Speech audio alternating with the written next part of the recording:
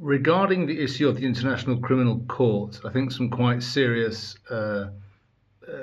suspicions have emerged regarding the possible political motivation of the plan, at least,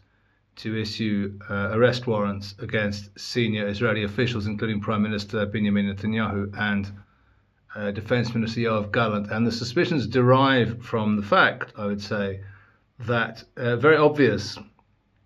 cases of far more heinous activity by senior officials and indeed heads of state in neighbouring countries to Israel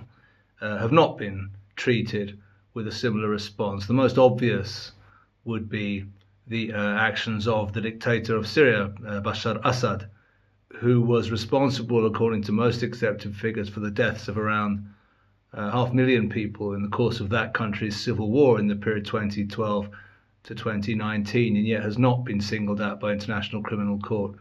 for comparable attention, which I think leads to some suspicion in this regard regarding the objectivity and the possible motivations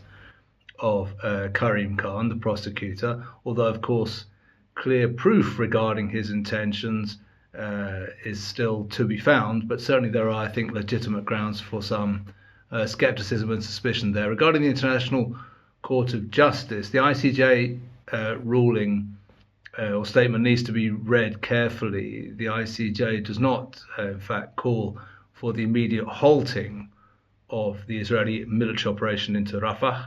in the southern part of the Gaza Strip. Rather, it calls for Israel, of course, to avoid actions intended to deliberately hurt civilians or go in the direction of mass targeting of civilians. And Israel's, from its point of view, it's clear that it does not intend to do that, and therefore that operating within the parameters noted by the ICJ, the Israeli operation against the remaining 4 Hamas battalions inside Rafah is permissible and will continue to be pursued. So that would be my thought regarding ICJ.